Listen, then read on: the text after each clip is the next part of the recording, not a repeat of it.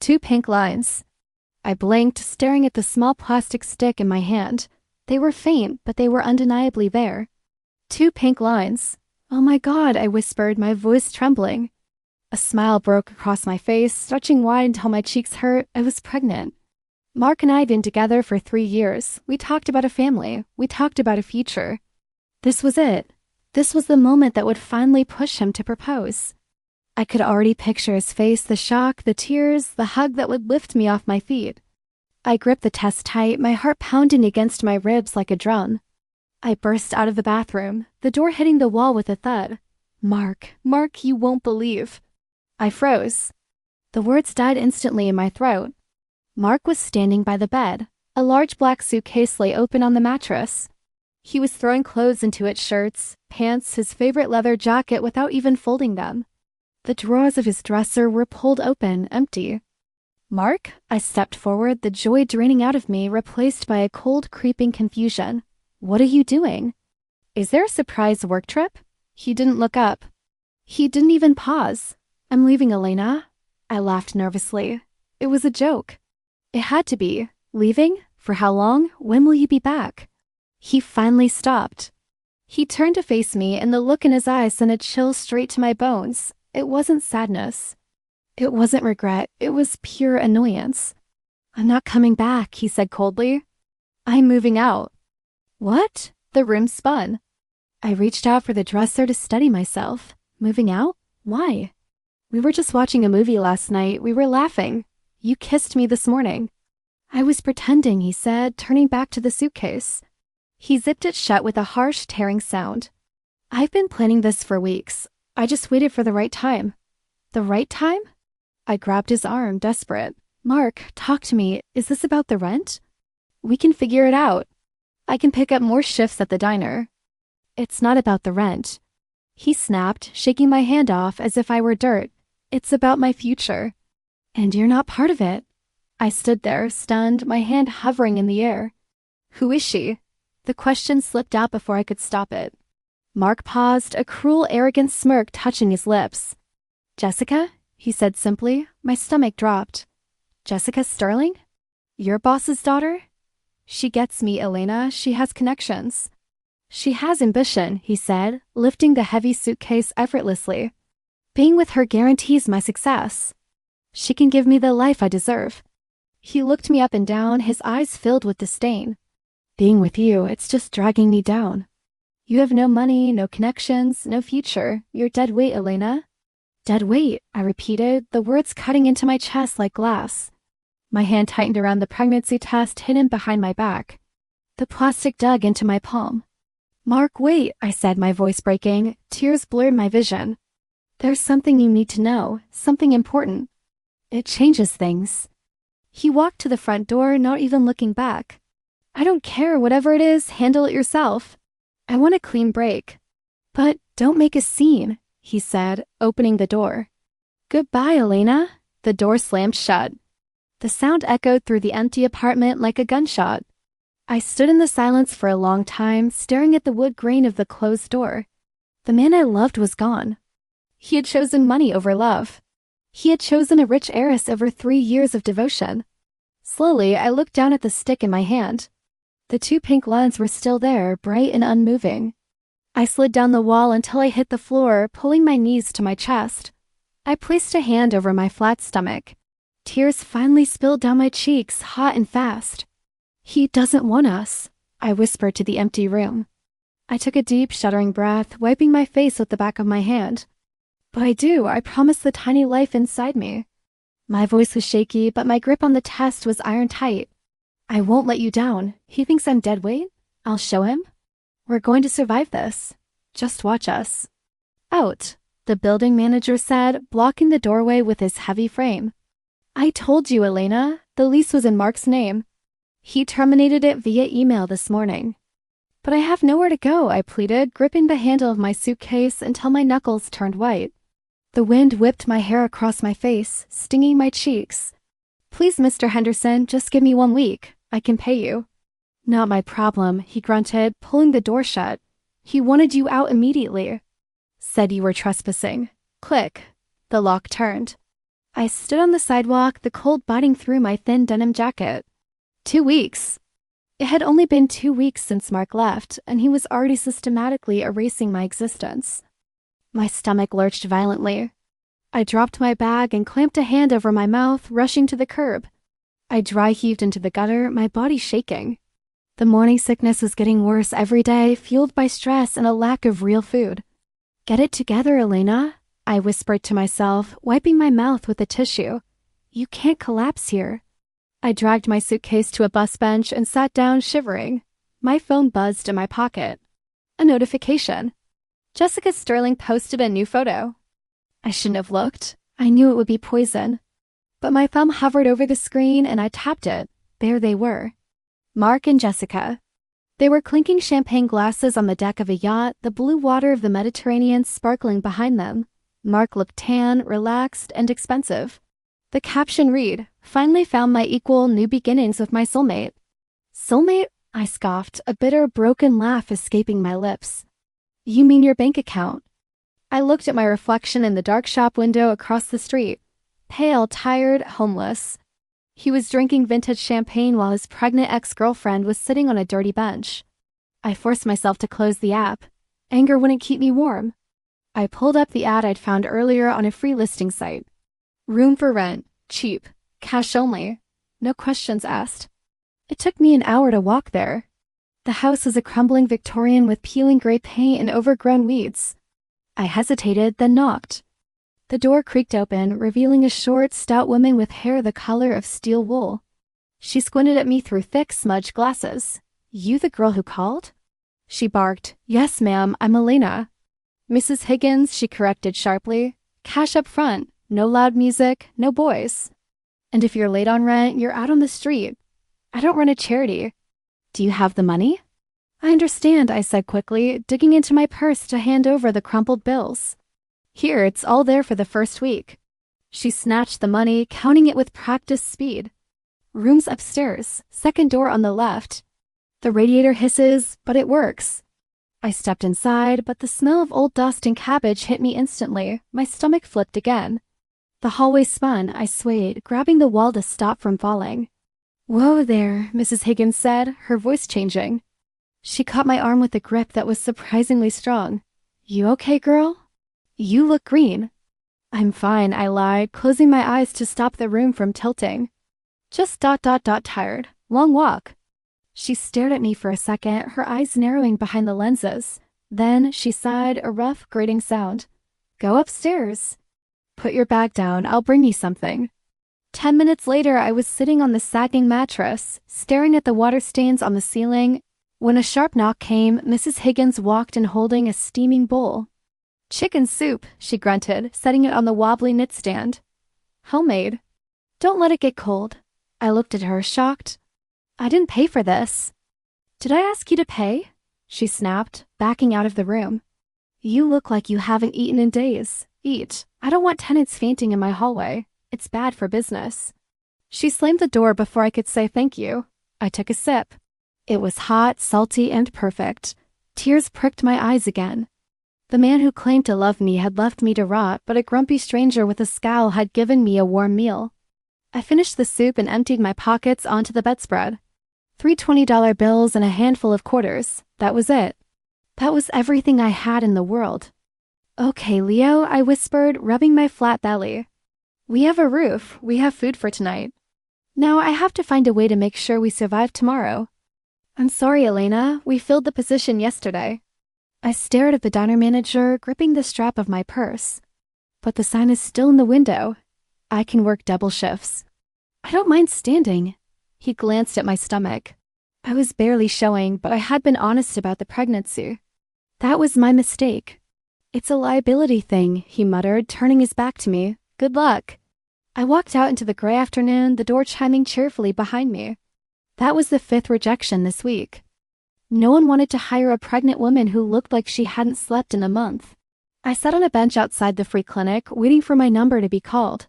To stop my hands from shaking, I pulled out my knitting needles and a ball of soft, cream-colored yarn. It was the only thing that calmed me down.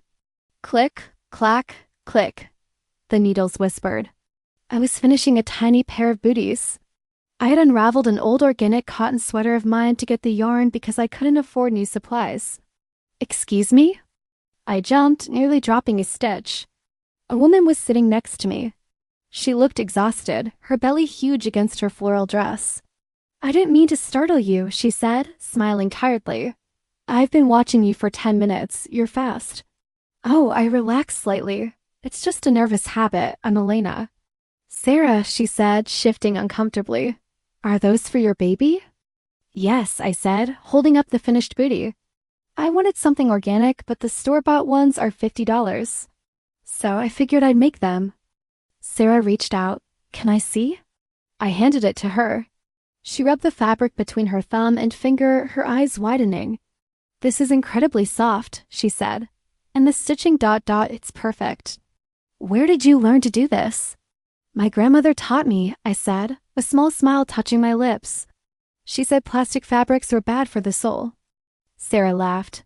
"She sounds smart. Listen, I have a request. And please don't think I'm crazy." She dug into her oversized tote bag. "I have sensitive skin, and I'm terrified my baby will too. I haven't found anything this soft. Would you sell these to me?" I blinked. "Sell them? But they're just samples." "I made them from an old sweater." "I don't care," Sarah insisted, pulling out a $20 bill. "I want them. And if you can make a matching hat, I'll pay another $20 next week when we have our checkups." I looked at the money in her hand. It was just $20, but it felt like a million. "Okay," I whispered, my voice thick. "Okay, deal." She handed me the cash and took the booties like they were gold. "Thank you, Elena, seriously." When I left the clinic, I didn't go to the grocery store. I walked straight to the craft supply shop 2 blocks over. I stood in the aisle, staring at the high-quality organic yarn. It was expensive. If I bought this, I would be eating instant noodles for another week. Do it, I told myself. I spent Sarah's $20 on 2 skeins of the softest sage green cotton I could find. It was a gamble. It was terrifying, but for the first time in weeks, I didn't feel like a victim. I felt like I had a plan. I walked past an electronics store on my way back.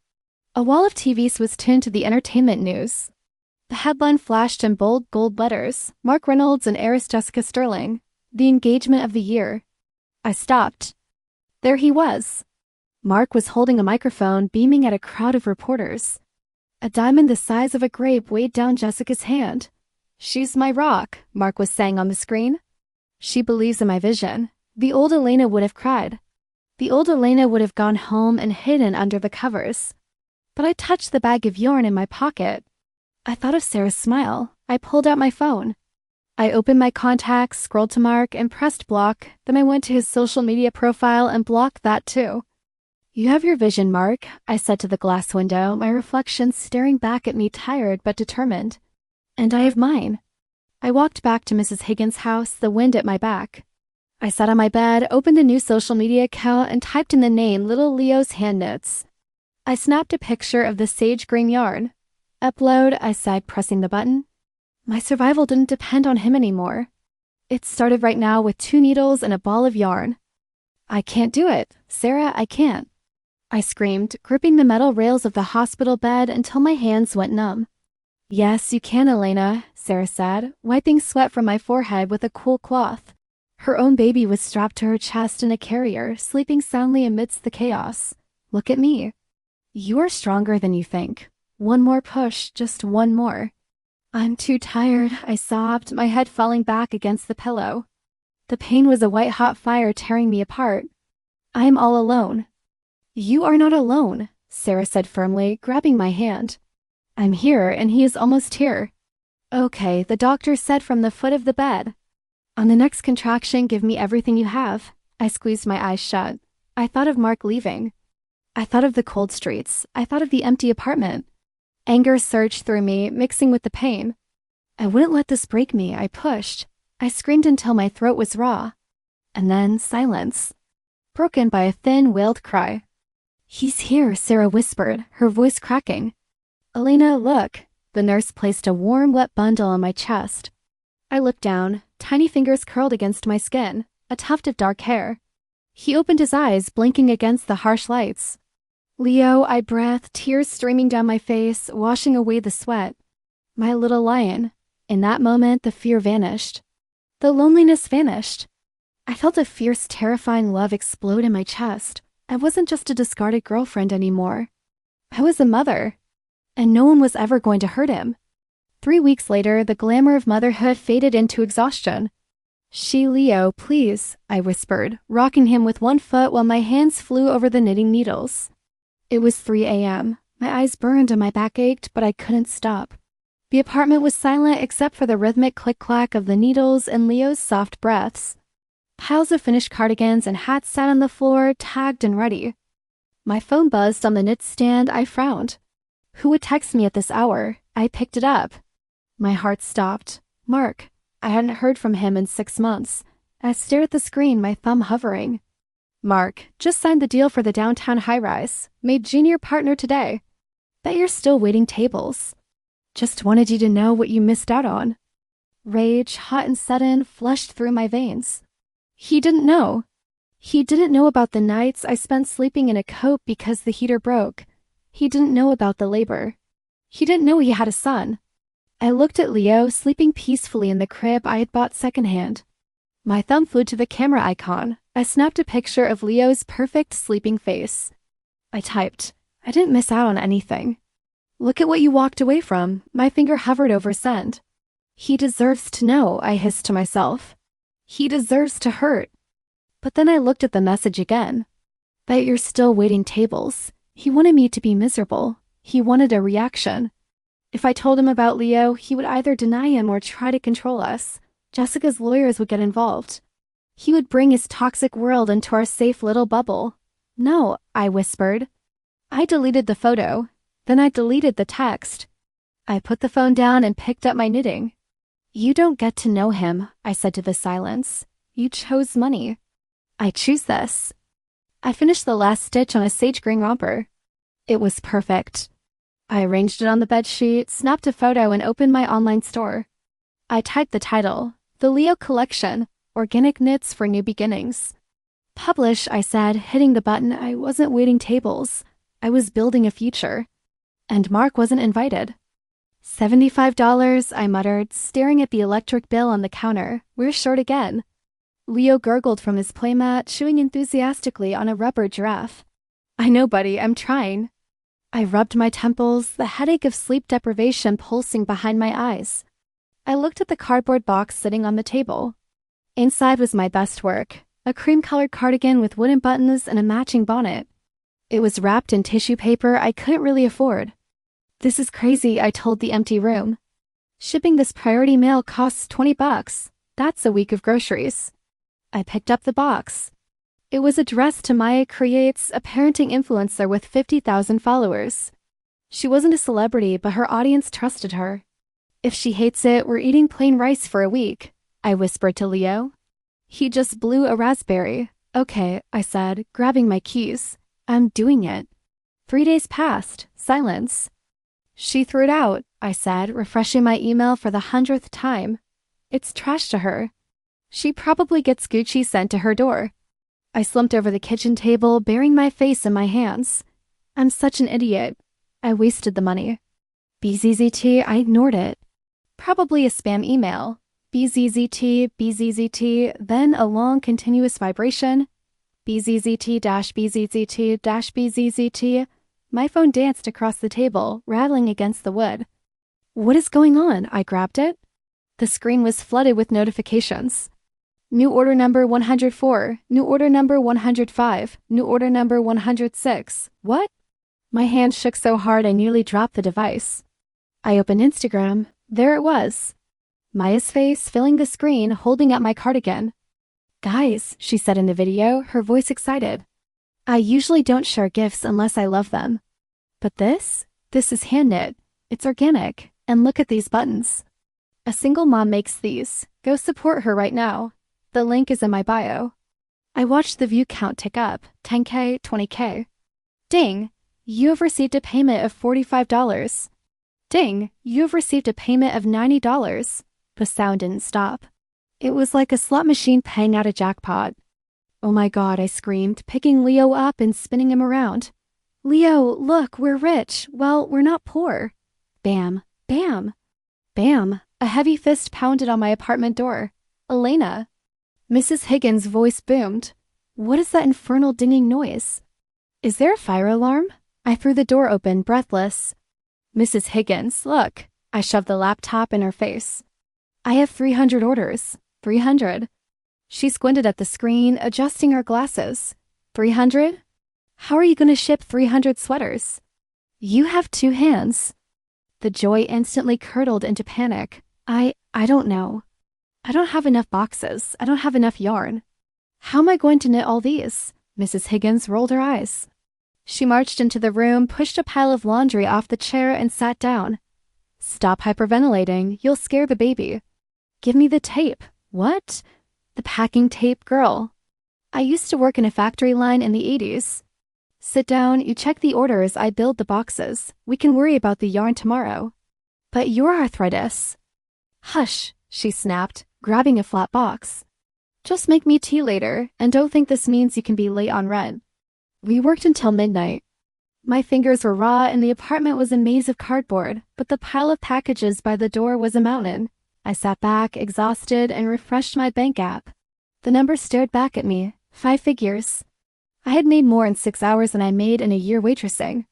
I opened a new tab on my browser, State Business Registry.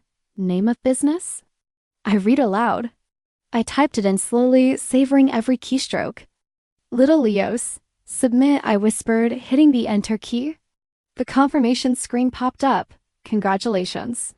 Your LLC is registered. I looked at Leo, fast asleep in his crib. We're not just surviving anymore, baby, I said softly. Mommy is building an empire. We can't approve the loan, Miss Davis. Why not? I asked, keeping my voice steady, though my hands were shaking beneath the table. The numbers are there. Little Leo's has grown 400% in 2 years. We have 0 debt. The loan officer sighed, taking off his glasses to rub the bridge of his nose. He looked at me with that familiar mix of pity and dismissal. It's a volatile market. And frankly, a single mother running a global shipping operation from a living room? It's high risk. What if your child gets sick? What if you get overwhelmed? It's not a living room anymore, I said through gritted teeth. I have 3 storage units. That's why I need the warehouse. And my son is my motivation, not a liability. I'm sorry, Elena. Come back when you have a more traditional partner to co-sign. I walked out, the heavy glass door slamming behind me. A partner. He meant a husband. He meant a man. 2 nights later, I stood in the corner of a crystal-filled ballroom. The City Innovators Gala was loud, expensive, and terrifying. I tugged at the strap of my black dress. It cost more than my first car, but I still felt like the girl who knitted socks to buy food. You look like you're plotting a murder, a deep, amused voice said beside me. I turned. A man in a sharp tuxedo was smiling at me.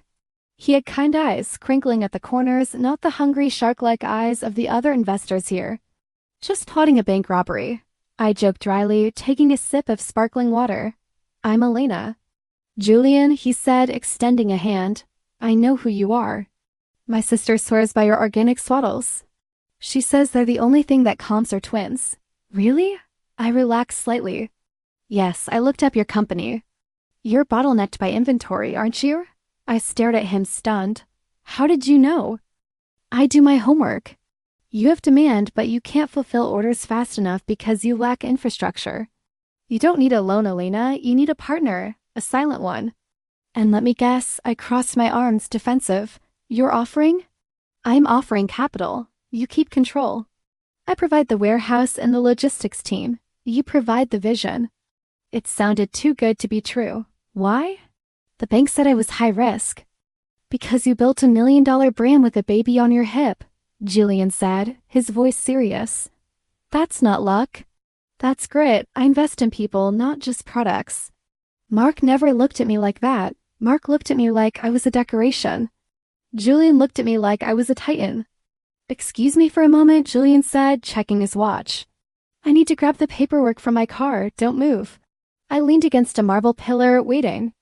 2 women in glittering gold gowns were whispering loudly nearby, sipping champagne. Did you see Jessica Sterling's husband, Mark? Oh, it's tragic, the other woman laughed, leaning in. Her father won't let him sign a single check. He has to ask permission to buy a suit. He's basically a glorified intern. Well, he married for money. That's the price tag. I heard he's miserable. My heart skipped a beat. Mark was trapped. He had left me because I was dead weight, only to become a prisoner in a golden cage. He wanted power and he ended up with a leash. A small, cold smile touched my lips. I wanted to feel sorry for him. I tried to find that old love, that old pity. It wasn't there, just a hollow echo. Here, Julian said, returning with a sleek black folder. He didn't notice the women. This is a standard term sheet. Read it over, no pressure. I opened the folder. The numbers were staggering. It was enough for the warehouse, a real office, and a full staff. It was freedom. I looked at the women gossiping about Mark's misery, then I looked at the contract that would secure Leo's future. I don't need to read it over, I said, pulling a pen from my purse. Are you sure?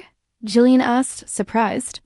I know what I'm worth, Julian, I said, signing my name with a flourish. And I'm done waiting for permission. Welcome to the big leagues, Elena, he said, shaking my hand firmly. I wasn't just a single mom anymore. I was a CEO, and Mark was just a rumor. Chloe, catch! I shouted, tossing a roll of packing tape across the bustling warehouse floor. Chloe, my 19-year-old assistant, caught it with a grin. She brushed a stray hair from her face, looking flustered but determined. She reminded me so much of myself 3 years ago, hungry for work, eager to prove she wasn't just a kid. Got it, boss, she called out. The inventory count for this Summer Breeze launch is almost done. We're sure on the size 6 months. That's fine, I said, checking my clipboard. Just update the website inventory. We can't oversell. The warehouse was a symphony of ripping tape, beeping scanners, and the low hum of the conveyor belt. It was chaos, but it was my chaos. Suddenly my phone rang. It was the logistics manager. Elena, we have a problem, his voice crackled. The shipment of organic cotton from Peru. It's stuck in customs. They're saying it won't clear for another 3 weeks. I froze. The noise of the warehouse seemed to fade into a dull roar. 3 weeks? I whispered. Tom, the launch is in 48 hours. All the pre-marketing is done. The influencers are posting tomorrow. I can't launch an empty collection. I'm sorry, Elena, my hands are tied. I hung up, the phone slipping from my sweaty palm. Elena? Chloe appeared at my side, her smile gone. You look pale. What happened? It's over, I muttered, walking into my glass-walled office and sinking into the chair. The fabric isn't coming. I have thousands of customers waiting, and I have nothing to give them. They'll think I'm a fraud. I put my head in my hands, my breath coming in short, sharp gasps. This was it. The imposter syndrome I had fought for years came crashing down. I was just a girl knitting in a bedroom. I had no business running a company. The door opened. Why is the floor so quiet?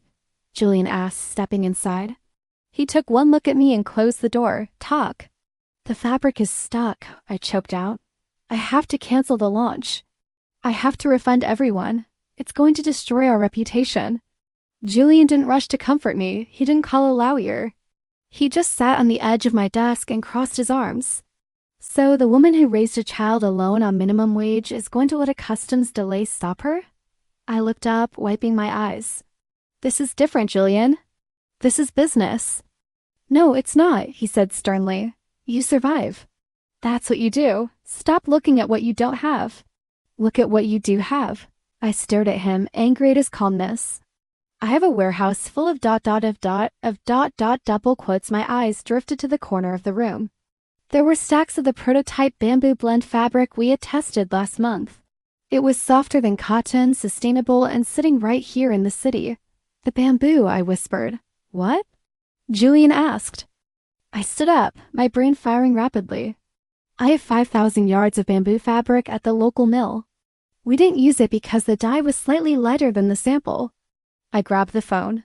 Chloe, get the mill on the line. Now, what are we doing? Chloe asked, sticking her head in. We're rebranding, I said, a fierce energy replacing the panic. It's not the Summer Breeze collection anymore. It's the Cloud Soft limited edition. Lighter colors, softer fabric. We sew day and night if we have to. Julian smiled, standing up. Need me to work a sewing machine? No, I laughed, feeling the adrenaline kick in. Just give me coffee. The launch sold out in 4 hours. The Cloud Soft line became our highest rated product instantly. 2 weeks later, I parked my old sedan in a driveway I had only ever seen in magazines.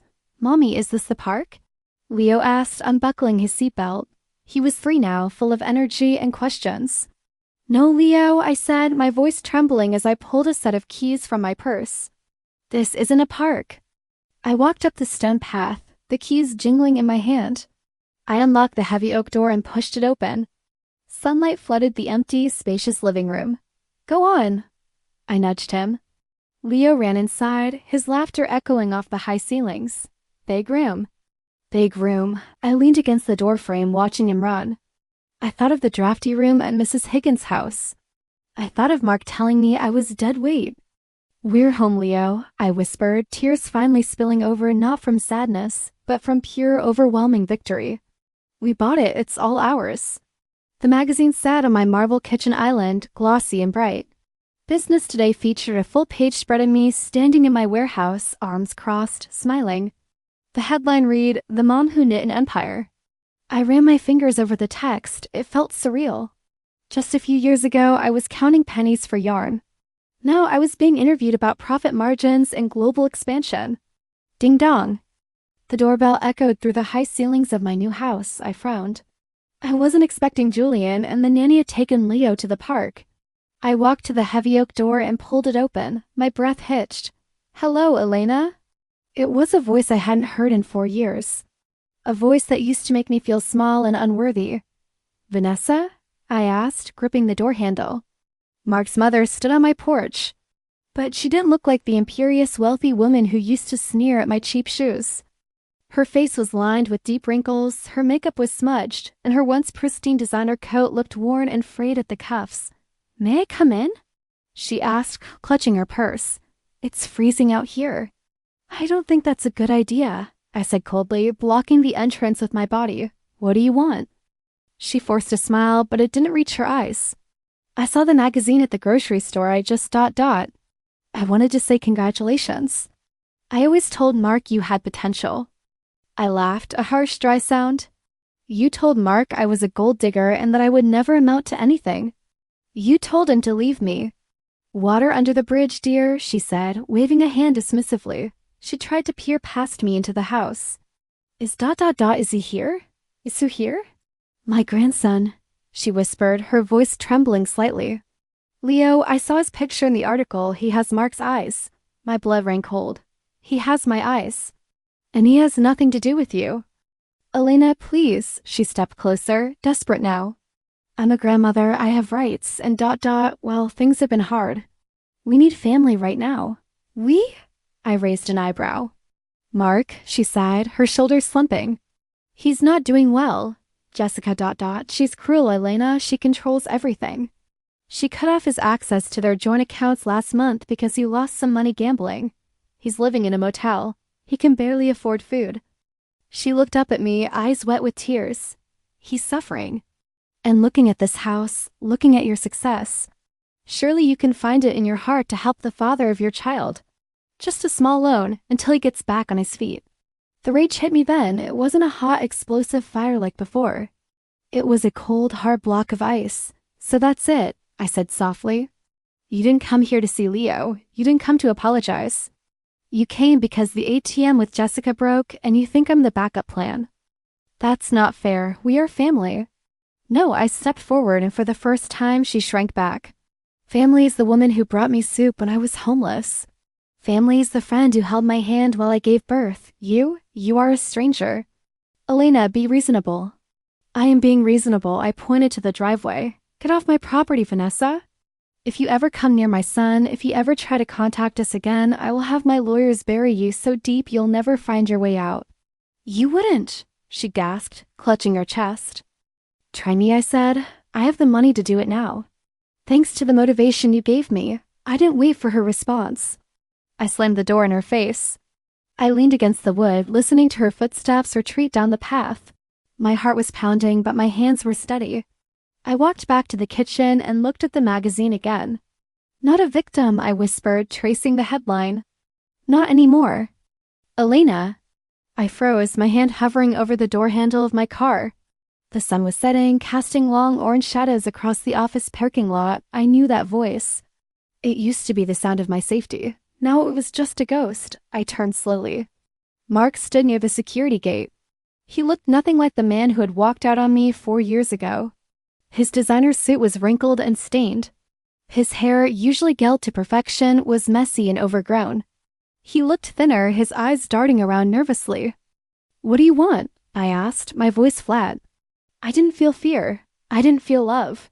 I just felt annoyed that he was delaying my dinner.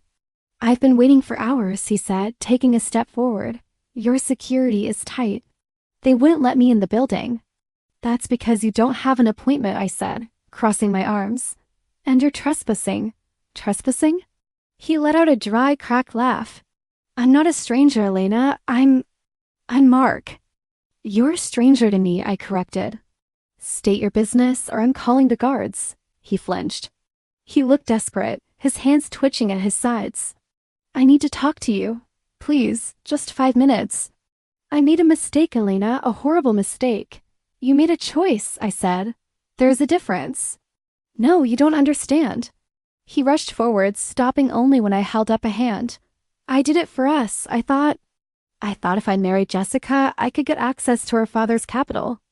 I was going to use it to build something for us and then come back to you. But she trapped me. She made me sign a prenup. She controls every cent. I'm a prisoner, Elena." I stared at him, incredulous. "You expect me to believe that? You left me pregnant and homeless so you could play the long game? You're not a victim, Mark. You're a coward." "I didn't know you were pregnant." He pleaded. "If I had known." "You wouldn't have cared," I cut him off. "You called me dead weight, remember?" Just then, the glass doors of the building opened. Chloe walked out, holding Leo's hand. He was laughing, clutching a drawing he had made in the office daycare. "Mommy." Leo shouted, spotting me. Mark's head snapped toward the sound. His eyes widened, locking onto the dark-haired boy running toward me. "Is that ... Mark's voice trembled. "Is that him?" "Chloe, take him back inside," I commanded instantly, my voice sharp as a whip. "But..." Chloe started. "No," I yelled. Chloe grabbed Leo, who looked confused, and hurried him back through the glass doors. Mark took a step toward them, his face pale. "That's my son. He looks just like me. Elena, I have a son?" I stepped directly in his path, blocking his view. I was in heels, but I felt 10 feet tall. "He has nothing to do with you," I hissed, stepping into his personal space. "He is my son. I fed him. I clothed him. I built the roof over his head. I have rights." Mark shouted, his desperation turning into aggression. "I'm his father. We can be a family. Look at you, you're successful. I have the business knowledge. We can run this company together. We can fix this." I laughed. It was a cold, dangerous sound. "You have business knowledge?" I stepped closer, forcing him to step back. "You gambled away your wife's money. You have 0 equity. You have no reputation. I have potential." "No," I said, my voice dropping to a deadly whisper. "You had potential when you had me. You didn't just abandon a girlfriend, Mark. You abandoned a future CEO. You walked away from your own legacy because you were too lazy to build it from the ground up. You wanted a shortcut? Well, enjoy the view from the bottom." He opened his mouth, but no words came out. He looked at the gleaming office building behind me, then at his own scuffed shoes. The reality of what he had thrown away was finally hitting him. "If you come near me or my son again," I said, pulling my keys from my purse, "I won't just call security. I will unleash a legal team that costs more than your entire life's earnings. Do not test me." I turned my back on him and walked toward the building. "Elena, wait," he called out, his voice cracking. I didn't stop. I didn't look back. I walked through the glass doors, leaving the past where it belonged outside in the cold. "Have you seen it?" Chloe burst into my office, her eyes wide, clutching her tablet like a shield. "Seen what?" I asked, looking up from the fabric swatches spread across my desk. "If it's another supply chain delay, I don't want to know. No, it's him. It's everywhere." She placed the tablet on my desk. The headline screamed in bold black letters, "Scandal at Sterling Corp. Son-in-law ousted for embezzlement." I stared at the photo. Mark was being escorted out of the Sterling headquarters by 2 security guards. He looked frantic, his mouth open in a shout that no one was listening to. "What happened?" I asked, my voice surprisingly steady. It's all over the business forums, Chloe said, scrolling down. Apparently, Mr. Sterling audited the accounts. Mark was trying to wire $200,000 to an offshore account to cover gambling debts. Sterling fired him on the spot. Gambling, I whispered. He always did think he could beat the odds. And look, Chloe tapped the screen again. Jessica filed for divorce an hour ago. She released a statement saying she was blinded by love, but refuses to be dragged down by a criminal. She's protecting the brand, I noted. She doesn't care about him either. He has nothing, Elena, Chloe said softly. The article says Sterling is pressing charges. He's looking at jail time. I leaned back in my chair. For years, I had imagined this moment. I thought I would feel a surge of triumphant joy. I thought I would want to pop champagne. Instead, I just felt light. The heavy weight of his judgment, which I had carried for so long, simply evaporated. He wasn't a monster. He was just a pathetic man who made bad choices. It's over, I said, handing the tablet back. Get back to work, Chloe. We have orders to fill. That evening, the atmosphere was different. The air smelled of roasted garlic and expensive wine, not cardboard and dust. You're quiet tonight, Julian said, reaching across the white tablecloth to touch my hand. I looked up at him. The candlelight flickered in his dark eyes. I'm just processing. You heard the news? About your ex? Julian nodded. Hard to miss. It's trending on Twitter. I thought I would feel happy, I confessed, tracing the rim of my wine glass. But mostly, I just feel relieved that he's finally out of my orbit. That's because you moved past him a long time ago, Elena, Julian said gently. He's just a footnote in your story now. I was so angry for so long, I said, looking at our joined hands. I built this whole company out of spite. I wanted to prove him wrong. Maybe it started that way, Julian said, tightening his grip. But that's not why you stayed up until 3 a.m. packing boxes. That's not why you fought for your employees. You did that because you're brilliant. You did that for Leo. He paused, his thumb brushing over my knuckles. I don't admire you because you're a CEO. Elena, I admire you because you walked through fire and came out carrying buckets of water for everyone else. You are the strongest woman I know. My breath hitched. Mark had called me dead weight. He had made me feel like a burden. Julian looked at me like I was the prize. You really see me, don't you? I whispered. I see everything, Julian said softly. And I love what I see. I think. I smiled, feeling a warmth spread through my chest that had nothing to do with the wine. I think I'm ready to stop fighting for a minute. I think I'm ready to just be. Then be with me, he said. I am, I replied, squeezing his hand. I really am. For the first time in years, the silence wasn't lonely. It was full. I hadn't just built a business to spite a man who left. I had built a life that led me to a man who stayed. And the award for Entrepreneur of the Year goes to... The host paused, holding the golden envelope in the air. The silence in the massive ballroom was absolute. I could hear the hum of the air conditioning and the pounding of my own heart against my ribs. Breathe, Julian whispered beside me, his hand warm over my icy fingers. You've already won, whether they call your name or not. I know, I whispered back, though my stomach did a nervous flip. But I really want that trophy. Elena Davis, founder of Little Leo's, the host shouted. The room exploded. Applause crashed over me like a wave. Go, Julian laughed, gently pushing me upward. That's you. I stood up, my legs feeling shaky in my heels. The walk to the stage felt like a dream. Faces I had seen on magazine covers were smiling at me, clapping for me. I walked up the stairs, taking the heavy glass trophy from the host. Congratulations, he said, shaking my hand. Your story is an inspiration. Thank you, I managed to say, stepping up to the microphone. The spotlight hit me, blindingly bright.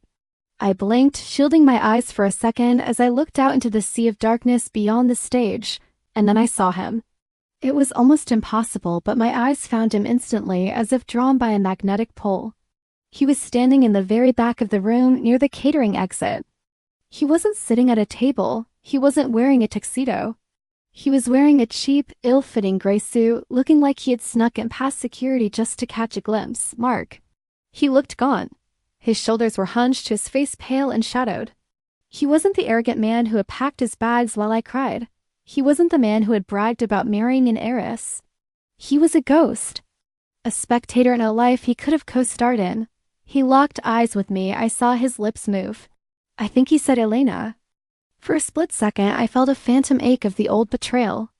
But then, looking at him standing in the shadows while I stood in the light, the ache vanished. It was replaced by a profound, cool indifference. I turned my gaze away from him and addressed the crowd. "Thank you," I said, my voice ringing clear and strong through the speakers.